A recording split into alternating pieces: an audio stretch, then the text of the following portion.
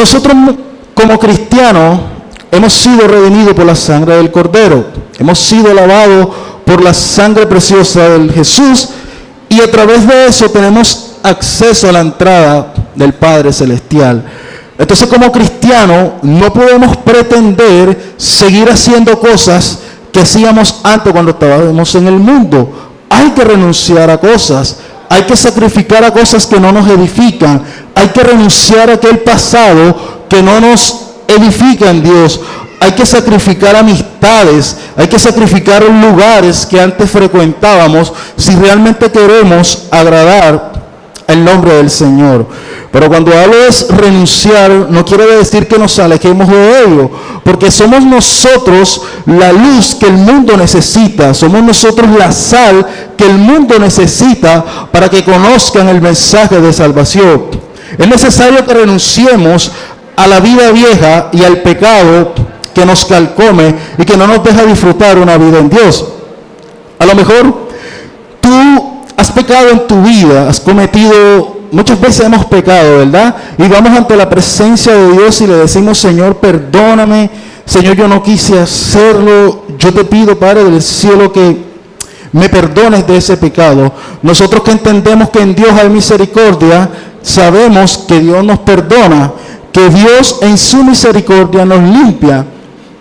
Muchos de los que están allá afuera, hay muchos que no están militando en el Evangelio, que conocieron de la palabra, pero que ahora no viven una vida en el Señor, porque un día el enemigo, el diablo, le metió en sus mentes que en Dios no hay perdón. Pero nosotros que entendemos que Dios ha dicho: acercaos confiadamente al trono de la gracia para que halléis perdón. Cuando tú entiendes que hay misericordia en el Señor, tú tienes la confianza de entrar plenamente a su presencia y pedir que te perdone. Pero cuando hay alguien, cuando el enemigo calcoma en tu mente que no hay perdón en Dios, vas a terminar en el mundo, vas a terminar tal vez aún en la iglesia, pero no una vida santa, no una vida digna delante del Señor. Y llegas y te arrepientes de lo que has hecho, ¿verdad? Y vas ante el Señor y Dios te perdona. Pasan 3 meses y vuelves y cometes el mismo pecado y te arrepientes delante de Dios, te arrepientes delante del Señor, Dios te perdona. Tal vez pasan 5 o 6 meses más y vuelves e infringes en lo mismo y caes en el mismo pecado.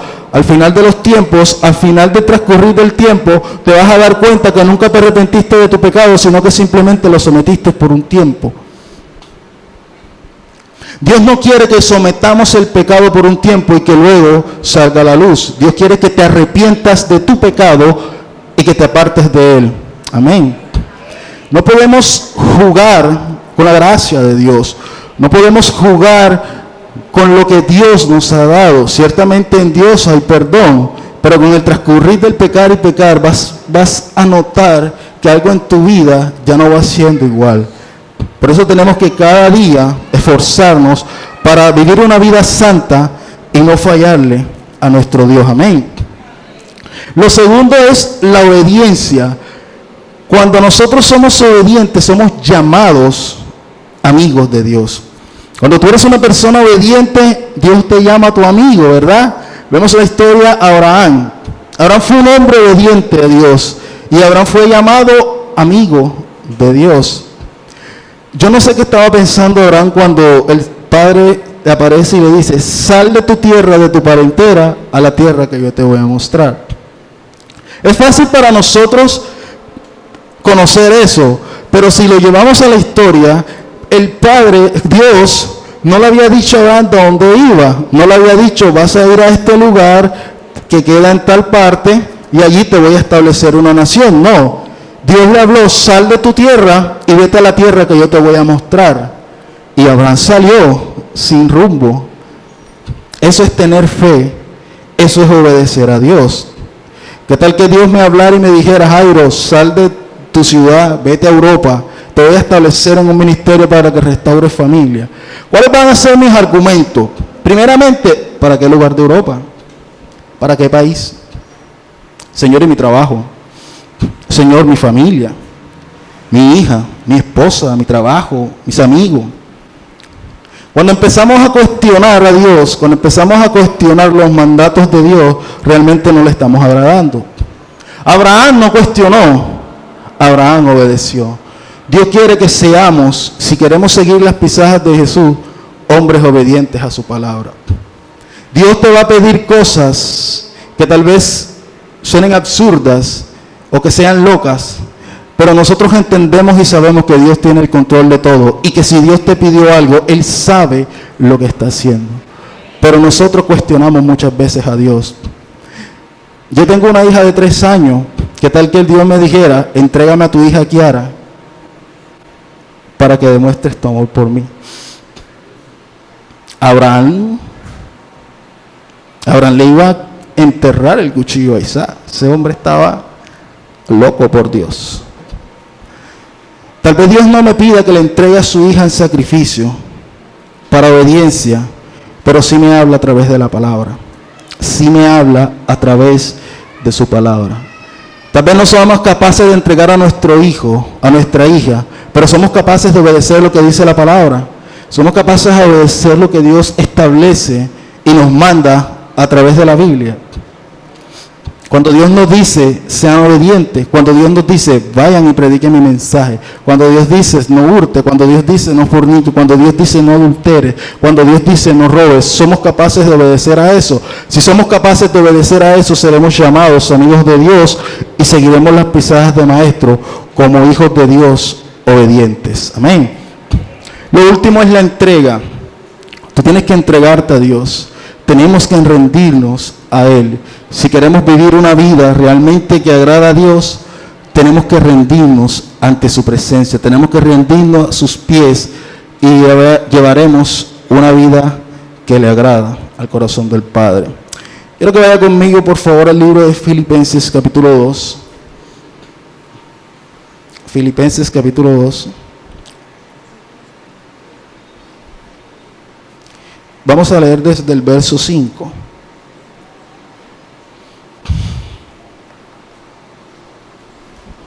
Este es un texto bastante precioso.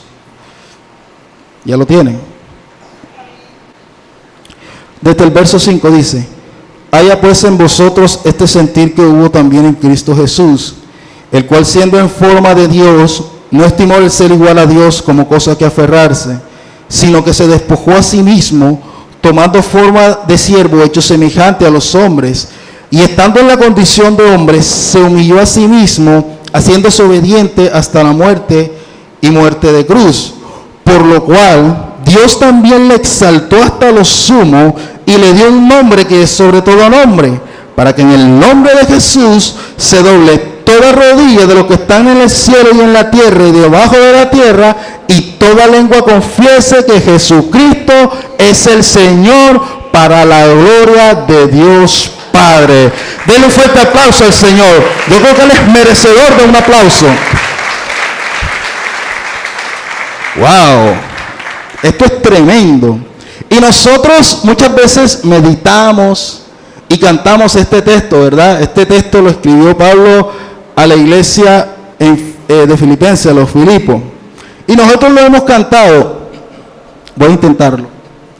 Mas Dios a lo sumo le exaltó y su nombre engrandeció, para que ante su autoridad toda rodilla se doble y toda lengua confiese que Jesús es el Señor. Wow. Acabo de cumplir un sueño frustrado, cantar en un púlpito. Qué tremendo esto, ¿verdad? Dios, Jesús, estando en los cielos como Dios, sentado a la diestra de Dios Padre, se hizo hombre. Pero no contento en la condición de hombre, como hombre se humilló. Esto es tremendo, hermano. Jesús, desde el cielo, vino a la tierra a humillarse por nosotros. ¿Qué ejemplo nos está dando Jesús en esta mañana? Si realmente queremos seguir las pisadas de Él. Obediencia. Pero también dice el texto, dice en el 6, dice, el cual siendo en forma de Dios, no estimó el ser igual a Dios como cosa que aferrarse. En esta mañana Jesús nos enseña que como hijos de Dios, que como cristianos, que como alguien que ha sido redimido por la sangre del Cordero, el Señor te dice, no estimen esa condición para no humillarse ante aquellos que necesitan de escuchar el mensaje, que necesitan escuchar la salvación. A lo mejor tú dirás, pero ¿a qué condición no me debo pegar yo? Si yo simplemente soy un cristiano, un evangélico. Eso es lo que el diablo te ha querido dar a entender, que simplemente eres un cristiano, que simplemente eres un salvo.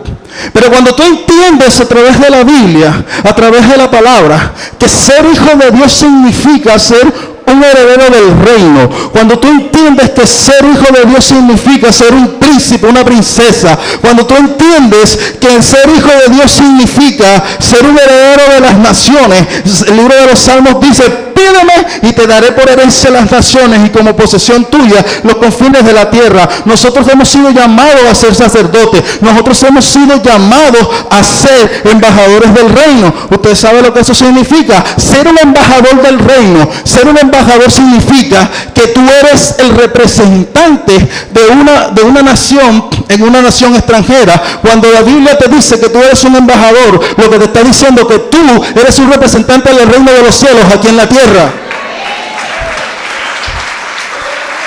Eso es lo que la Biblia te dice. Tú tienes dignidad. Por eso cuando tú vas a un lugar, el entorno tiene que ser cambiado. Si hay tristeza, debe haber alegría. Si hay tristeza, debe tornarse a gozo. Si hay escasez, debe tornarse a prosperidad. Si hay oscuridad, debe tornarse a luz. Porque tú eres un representante del reino de los cielos aquí en la tierra. Por razón Jesús, cuando empezó su ministerio, dijo, arrepiéntanse porque el reino de los cielos se ha acercado. Cuando tú estás en un lugar, el reino de los cielos ahí se establece. Cuando el pueblo de Israel salió de Egipto, dice que cuando salió el pueblo, si usted nota el verso, dice que las huestes celestiales salieron también. Es decir, que cuando tú estás plantado en un lugar, las huestes celestiales están a tu favor. Y cuando el reino de los cielos está establecido, las tinieblas no prevalecen.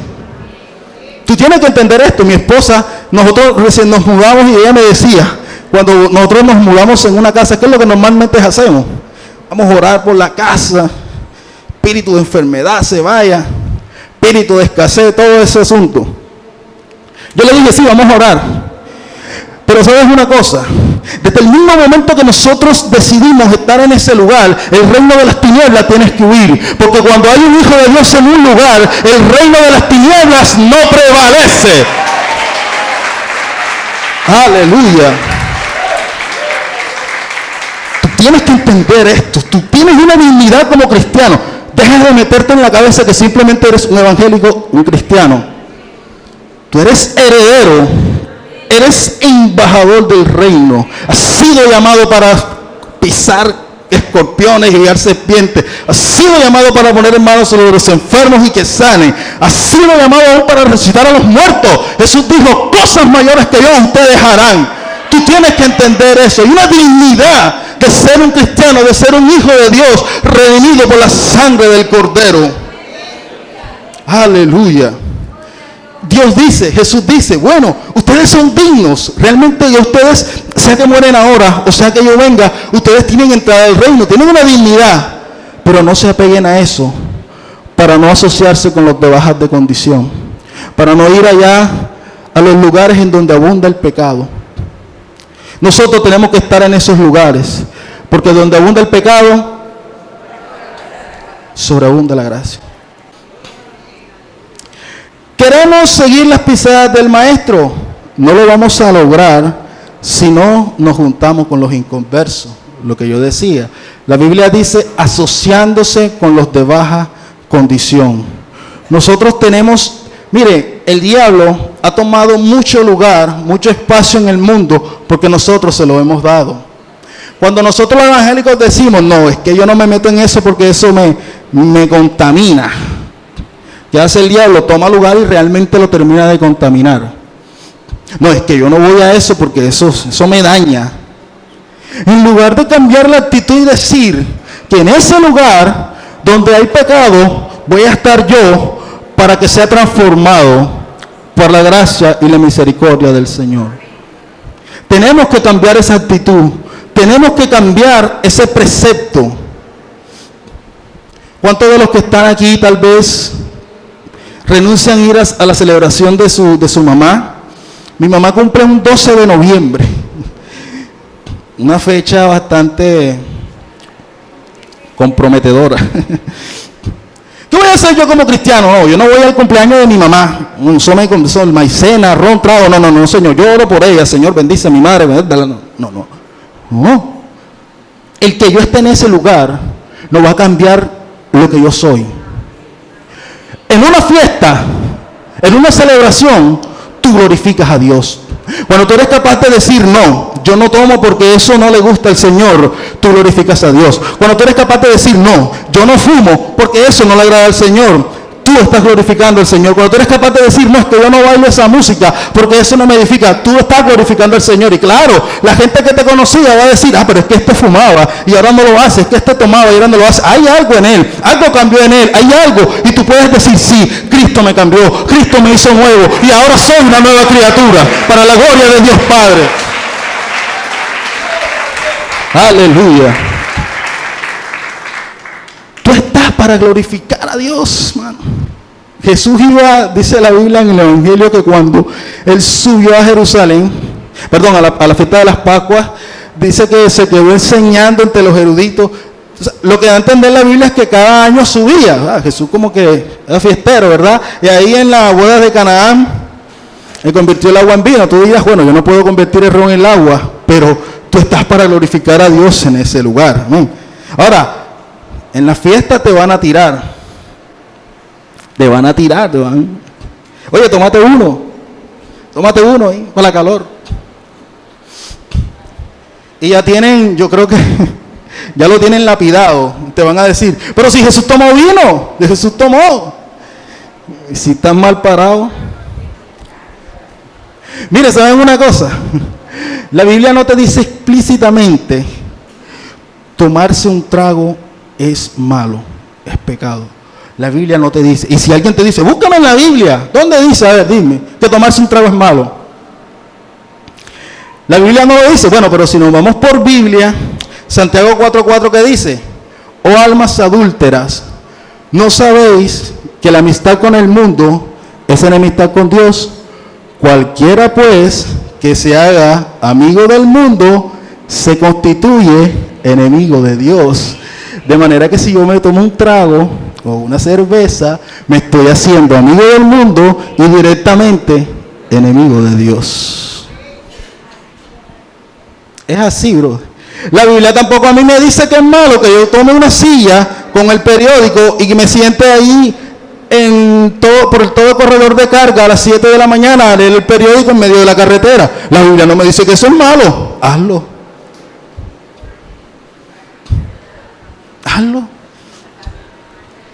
Todo lo que me daña, todo lo que no me edifica, yo lo aparto, yo lo desecho para agradar al Padre. Amén. Así que, hermano, dejémonos de estar. Me encantó mucho la prédica del pastor Iván Pirela, que él decía que le hacían bullying la familia cuando llegaba a la fiesta. No sé si ustedes estuvieron en esa enseñanza. Y es así, mano. Yo con mi esposa, yo comparto, la familia de mi esposa es rumbera, pero que yo pueda compartir en ese lugar, tal vez un tiempo y luego irme temprano, sin incurrir en las inmundicias. Yo creo que eso glorifica a Dios y eso también habla bien del Evangelio, ¿verdad? Porque no podemos estar ocultándonos, haciendo gilitas y dándole lugar a que el diablo tome espacio en nuestras familias. Amén. ¿Queremos seguir las pisadas del Maestro? Pues bien, no lo vamos a hacer si no nos esforzamos en la vida. En la vida hay que esforzarse. En la vida hay que ser valiente. Josué dice, esfuérzate, le dice el Padre a Josué, esfuérzate y sé valiente que yo estaré contigo. Quiere decir que Dios te está diciendo, toca la puerta que yo voy a estar contigo. Inténtalo que yo voy a estar contigo. Ves y preséntate ante el gerente, que yo voy a estar contigo. Emprende el negocio, que yo voy a estar contigo. Empieza a estudiar, que yo voy a estar contigo. Cuando tú te esfuerzas, cuando tú eres valiente y cuando lo intentas, Dios está contigo. Ese es el resultado de obedecer a Dios. Ese es el resultado de esforzarse cada día. Es garantía de que Dios va a estar contigo. Tal vez hay muchos que llevan por meses allí en su cuarto orando por un trabajo y no le has llegado. Pues bueno, yo creo que es tiempo de que te esfuerces, de que salga, metas la hoja de vida, hables directamente con la persona con la que te vas a entrevistar y incursiones y vaya, busque. Cuando tú te esfuerzas, Dios está contigo. Hay que esforzarse, hay que cada día buscar y ser los mejores. Tenemos que ser los mejores empresarios, tenemos que ser los mejores hijos, tenemos que ser los mejores empleados, tenemos que ser los mejores jefes. Hemos sido llamados para eso. Yo decía en la primera, ¿qué tal que yo le dijera a mi esposa, amor, yo a partir de hoy no voy a trabajar más en ninguna empresa, me voy a quedar en mi casa orando? Me voy a quedar ahí meditando en la palabra, ayunando. Ya no te tienes que preocupar que por la secretaria, que por la que no. Yo voy a estar aquí en mi casa orando sin trabajar. Dios va a proveer. ¿Qué dice Pablo? Que el que no trabaje, no coma, mi hermano. Si tú pensaste que el evangelio era solo meditación, sin responsabilidades, olvídate. Hay que esforzarse. Hay que cada día salir por el estudio de los hijos, por el alimento, por el arriendo. Los que pagan arriendo, los que pagamos arriendo, pues. Hay que esforzarse. Jesús, en sus cortos 33 años en la tierra, 3 lo dedicó al ministerio. Quiere decir que 30 estuvo trabajando. La Biblia enseña que fue carpintero, o sea, fue enseñado por su padre. Así que el hombre se esforzó. Y yo decía, nosotros no podemos entrar en esa de decir, no, es que yo no voy a estudiar. ¿Para qué voy a estudiar? ¿Para qué me voy a graduar? Yo que voy a gastar ese poco plata ahí graduándome y estudiando, si al final Cristo viene y me voy para el cielo. ¿Yo para qué voy a construir casa? Que voy a construir casa si al final Cristo viene y eso va a quedar piedra sobre piedra y yo me voy para el cielo? Ese no debe ser el pensamiento de nosotros. O sea, que tú empieces a construir y te vayas o que el Señor venga, hay que hacerlo. Hay que esforzarse. Hay que cada día trabajar si realmente queremos seguir las pisadas del Maestro. Amén. Jesús, sabiendo que iba a ser clavado en un madero, sabiendo que iba a morir, Él se esforzó en la vida durante 33 años. Yo creo que eso es un ejemplo digno para que nosotros cada día nos esforcemos por ser los mejores. Amén. ¿Queremos seguir las pisadas del Maestro? Hay que aceptar el proceso de Dios. El proceso de Dios muchas veces no es fácil. ¿Cuántos quieren aceptar el proceso de Dios? Ojo, con los que dicen amén. El proceso de Dios a veces es que tú estás en una empresa ganando buen billete y el Señor te diga, quiero que renuncies porque quiero que me sirvas acá. El proceso de Dios implica que muchas veces te va a mover de lugares, de ciudades, a que tú le sirvas.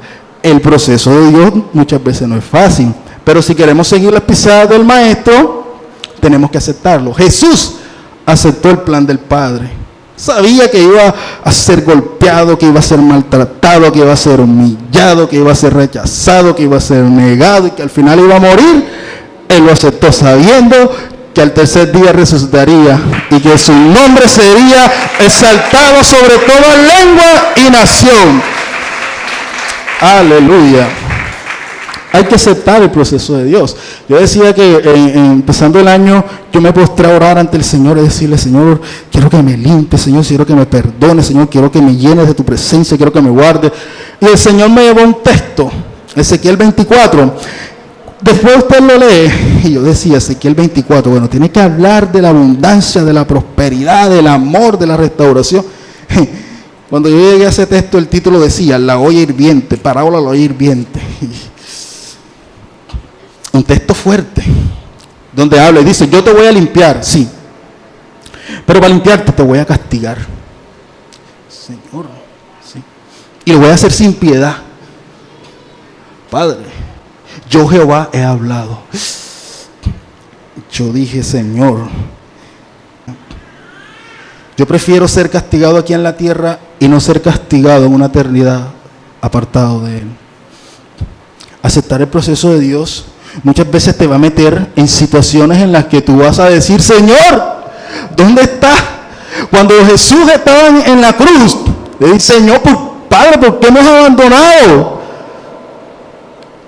El proceso es fuerte muchas veces, pero sabemos que detrás de cada proceso hay una recompensa y una victoria de parte de Dios. Así que si estás pasando por un proceso duro, donde sientes que el cielo está de hierro, que sientes que nada se da, que sientes que todo está en contra de ti, déjame decirte, Dios está trabajando a tu favor.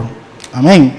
Cuando en Jeremías 9, 4 al 7, Dios le dice al pueblo, cásense, vayan y construyan, den a sus hijos en casamiento. Uno diría, wow, el Señor me está motivando a hacer cosas buenas, a casarme, a darme un casamiento, a construir. Qué cosa tremenda lo que Dios me está hablando. Pero si usted mira el contexto, Dios le está hablando donde realmente están en una situación bastante complicada. Estaban en cautiverio, estaban siendo esclavos.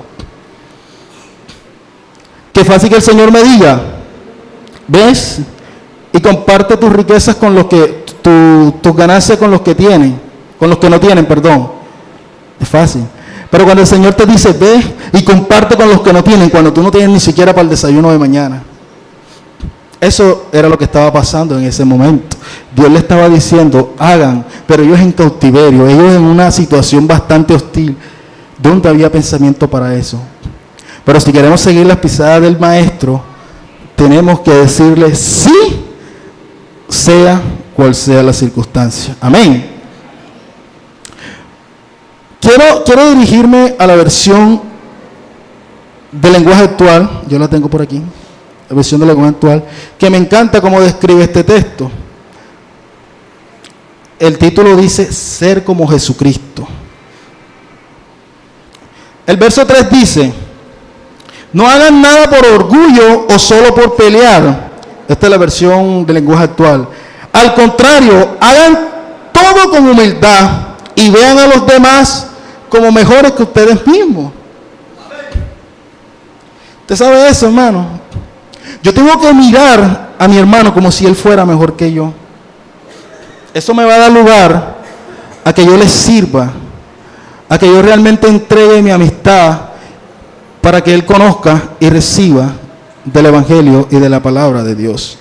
El verso 4 dice, nadie busque el bien solo por sí, para sí mismo, sino para todos. El verso 5 dice, tengan la misma manera de pensar que tuvo Jesucristo. Cuando yo leí esto, yo me frené. ¿Cómo así? Pensar como pensaba Jesucristo. ¿Qué había en los pensamientos de Jesús? Yo me imagino bondad, misericordia, amor, pensamientos de bien, pensamientos que estaban alineados a la voluntad del Padre. Y a través de este texto nos está diciendo, piensen como pensaba Jesús. La pregunta que hay en nuestros pensamientos, ¿qué es lo que hay que lo vaga? ¿Qué es lo que vaga por tus pensamientos? Yo decía, ¿qué tal esposas? Si Dios le diera la capacidad a su esposo de pensar lo que usted piensa. ¿Qué tal esposo? Si Dios le diera la capacidad a su esposa de saber lo que usted piensa. Veo divorcios.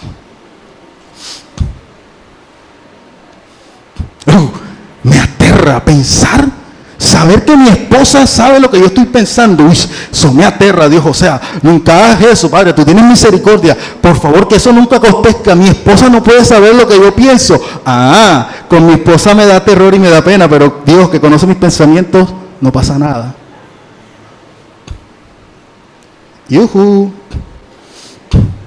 sabe lo que tú piensas, lo más íntimo de tu corazón. Pero no pasa nada. Dios la deja pasar. Dios quiere que alineemos los pensamientos a los pensamientos de Cristo. Que nuestros pensamientos sean puros, que en nuestros pensamientos sean dignos, que en nuestros pensamientos haya amor, que en nuestro pensamiento no haya rencor, que en nuestros pensamientos no haya odio, sino que realmente sean pensamientos que agraden el corazón del Padre. Esto es tremendo. El verso 6 dice, aunque Cristo siempre fue igual a Dios, no insistió en esa igualdad. Al contrario, renunció a esa igualdad y se hizo igual a nosotros, haciéndose esclavo de todos. ¿Sabes una cosa? Nosotros los cristianos, nosotros los evangélicos, a veces muchas veces somos religiosos. Muchas veces nos dejamos llevar por la religiosidad. Y esa religiosidad es la que muchas veces nos rompe paradigmas en nuestras mentes. Yo contaba que un evento que se realizó aquí, Expansión 2011, había un pastor llamado Andrés Arango, de Cali. Él dio una enseñanza que se llamaba "Se vale hacer trampa". Tremenda palabra que dio ese pastor en ese día. Él es un pastor muy elegante. Y él usaba en ese momento la cosita blanca que usan aquí los curas, no sé cómo se llama. Eso. Él usaba, y dice que estaba por el pasillo de un hospital. Estaba en el pasillo de un hospital y se le acercó una señora, pastor. No, mentira, así no es la historia. Se le acercó y le dijo, Padre, por favor, venga para que rece por esta mujer que se nos está muriendo, Padre. Ay, Padre, por favor, échele agua bendita que se nos va esa mujer. Él contaba, eso fue cierto. Y él dijo, claro, sí, cómo no, ven, vamos allá, ¿dónde estás? Sí, aquí tengo agua bendita, sacó un tarro de la unción. Sí, vamos, la oración de fe, se la ganó para el Señor. Se ganó un alma para Cristo porque rompió una religiosidad. ¿Qué tal que él hubiese dicho, Padre, cura, a mí me hace el favor y me respeta, yo soy pastor evangélico, o en otros casos, apóstol? Como contaba el pastor el domingo pasado, ¿verdad? Soy apóstol, a mí me respeta. Cuando entramos a esa religiosidad, perdemos oportunidades que Dios nos quiere entregar. Debemos romper con esos paradigmas, esos pensamientos que no sé desde qué momento se metieron a la iglesia, de que yo no me puedo juntar con él. Pablo dijo, yo me hice judío para ganarme a los judíos, yo me hice griego para ganarme a los griegos. Pero entonces nosotros, ¿en qué momento decidimos que debemos estar entre cristianos? ¿Es bueno estar entre cristianos y entre hermanos para ser edificados? Claro que sí, pero también es bueno que estemos con aquellos que aún no conocen del Evangelio, para que ellos sean impactados por el testimonio tuyo. Amén. Entonces debemos dejar esa religiosidad que nos carcome cada día. El verso 7 y 8 en la versión actual dice, al contrario, renunció a esa igualdad y se hizo igual a nosotros, haciéndose esclavo de todos. Y como hombre, se humilló a sí mismo y obedeció a Dios hasta la muerte y muerte de cruz. ¿Queremos seguir las pisadas del Maestro? Hay que humillarse. Tenemos que humillarnos ante su presencia.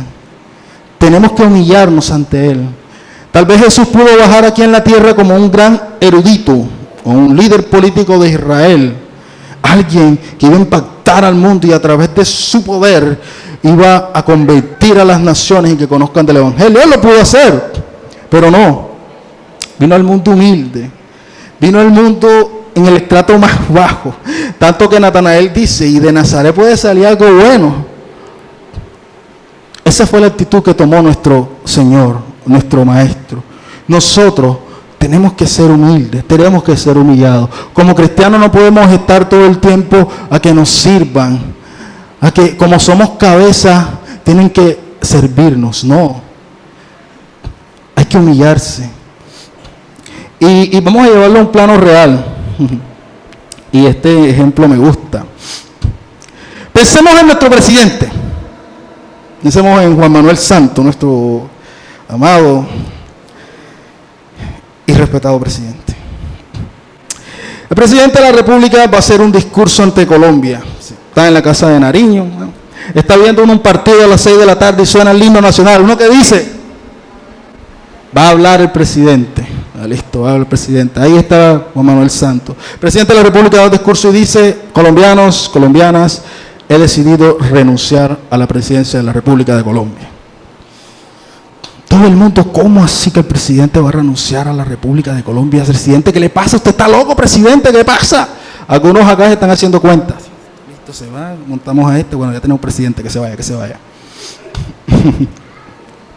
Y todo el mundo, presidente, ¿qué le pasa? Bueno, presidente, por lo menos nos va a ayudar aquí como un asesor político en la casa de Nariño. No. Yo he decidido renunciar a mi fuero político, me voy de la casa de Nariño, voy a trabajar aquí en un hotel. Aquí en Hotel Sol del Este, voy a trabajar ahí. Presidente, usted se volvió loco, ¿qué pasa? ¿Qué le pasa, presidente? ¿Qué está haciendo? El gerente del Sol del Este está diciendo, no, pues ya mínimo viene como gerente, ya no tengo puesto aquí. Dice el presidente, yo no voy con ningún cargo de gerencia, ningún cargo de administración, voy a ser el botones del hotel. ¿Saben lo que es un botón, verdad? La persona que ayuda con el equipaje. De ser el presidente de la República que gana poco más de 20 millones de pesos mensual a ganar el salario mínimo en un botón, como botones de un hotel. ¡Wow, señor presidente! ¡Bravo, señor presidente! ¡Qué manera de ser humilde! ¡Qué dignidad, señor presidente! Pero nosotros nos valoramos aquel que al lado del Padre, aquel que ocupa un cargo que ningún hombre es capaz de ocupar, decidió bajar de los cielos y venir a la tierra y servirse y humillarse ante nosotros. Eso sí merece reconocimiento, eso sí merece un aplauso, eso sí es digno de admirar, que alguien siendo Dios venga ante los hombres y se humille. Eso sí es digno de decir wow, eso sí es digno de decir, eso es tremendo. Alguien que aplauda el nombre del Señor.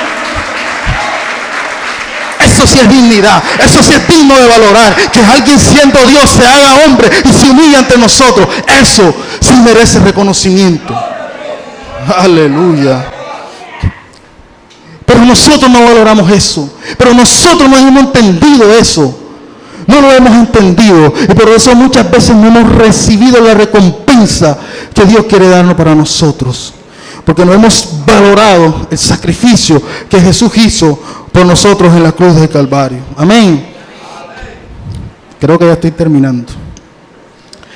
¿Queremos seguir las pisadas del Maestro? Pues bien, Jesús nos enseñó un método. Jesús se leyó un libro que en estos tiempos diría 10 pasos para vivir en obediencia. Este libro te ayudará a mantenerte santo delante del Señor. Jesús se leyó ese libro. A lo mejor tú dirás, ¿dónde está ese libro para comprarlo? Eso seguro está allá de reliquia en la Basílica de San Pedro o allá en el Templo de Israel. ¿Dónde está ese libro para comprarlo? No, hombre, si yo tuviera ese libro, imagínate, yo lo leyera, yo lo comprara, no importa el precio que costara, yo lo compro. Déjame decirte algo, ese libro lo tienes hace más de 2000 años y está ahí en Éxodo, los 10 mandamientos de la ley de Dios. ¿Cuándo hemos leído los 10 mandamientos? Porque olvídense que Jesús, pues Jesús lo dijo, yo no vine a abolir la ley, vine a que se cumpliera. Pero los 10 mandamientos, donde te dice no matar. Claro que Jesús le puso un toque más especial. Digo, al adulterio le llamó, le dijo, si tú la miras en su corazón y la codicia, ya adulteraste. O sea, Jesús le puso un picantico más. Pero Jesús se basó en eso para vivir una vida en obediencia al Señor.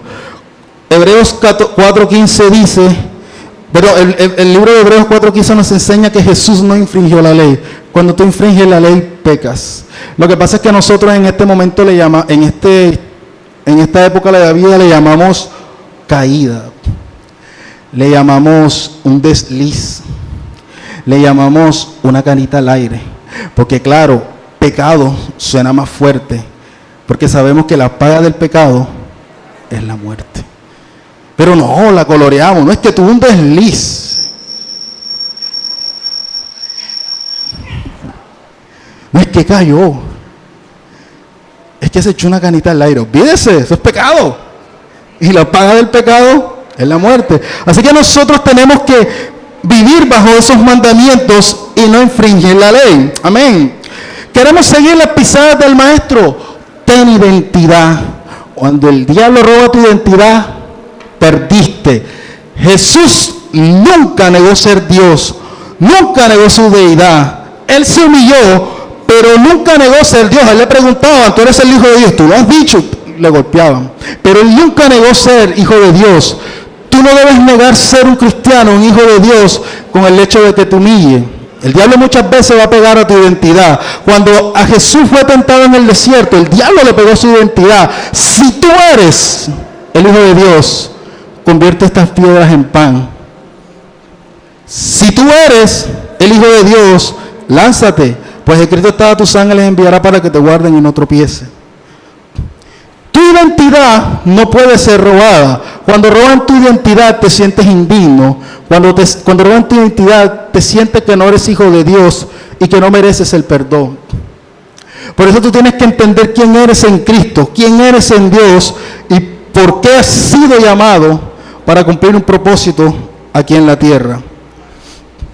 La identidad no te hace digno delante de Dios. Por eso cada día nosotros tenemos que saber que en Él somos sus hijos y que hemos sido redimidos por la sangre del Cordero. ¿Queremos seguir las pisadas de Cristo? Seamos agradecidos. Tenemos que ser agradecidos con todo. Agradecido con tu padre, agradecido con tu madre, agradecido con tu esposa, agradecido con tu esposa, agradecido con los que te han entendido la mano. Tienes que ser agradecidos si quieres realmente seguir las pisadas de aquel que murió en la cruz por ti. Yo contaba que ayer estaba en la oficina de Aguas de Cartagena en el sábado y allí no se escucha, wow, esta gente se levanta temprano a hacer su trabajo, qué tremendo, qué bendición esta gente. No, ahí tú escuchas, aquí no solucionan nada, aquí son una porquería. Aquí, ¿qué tal si reemplazamos, como dice Contagious, nuestra queja avanza por alabanza? Jesús, el libro de Isaías dice que fue llevado como cordero inmolado. Él nunca se quejó. Él nos dijo, pero ¿por qué hacen conmigo con esto si yo soy el Hijo de Dios? ¿Por qué me maltratan? Yo no soy merecedor de esto. ¿Por qué me escupen? ¿Por qué me niegan? ¿Por qué me golpean? No. Como cordero fue llevado. No abrió su boca. ¿Por qué nos quejamos por todo? ¿Por qué no somos agradecidos con lo que tenemos? Tal vez no estás ganando un salario digno, pero sé agradecido con eso. Cuando tú entiendes que tus riquezas están en el reino, el gobierno que maneja esta tierra, eso no tiene por qué afectarte. Si ganas un salario, sé agradecido con Dios. Sé agradecido con tu gobierno, con fallas, con tu presidente. Pero hay que ser agradecidos. Dios fue agradecido. El primer asesinato de la historia se da por un corazón no agradecido. La ofrenda de Caín no agradó a Dios. La ofrenda de Abel, sí agradó a Dios. Y en ese medio de conflicto, por envidia a su hermano, lo mató. Hay que ser agradecido. Yo decía que yo trabajo en la Armada Nacional. Ahí todos los años hacen el contrato por 11 meses. Este año nos los cortaron a 8 meses. ¿Qué iba a decir yo? Pero esto del conflicto, ahora están recortando el presupuesto, no, o sea, a quejarme, ¿no? En lugar de decir eso, yo fui y le dije, Señor, gracias por esos 8 meses que me das, gracias por esos 8 meses de trabajo. Cuando tú eres agradecido con Dios, aún en las injusticias, agradas el corazón de Dios, agradas el corazón del Padre. Sé agradecido con todo, sé agradecido con lo que tienes. Ponte de pie, vamos a orar a Dios.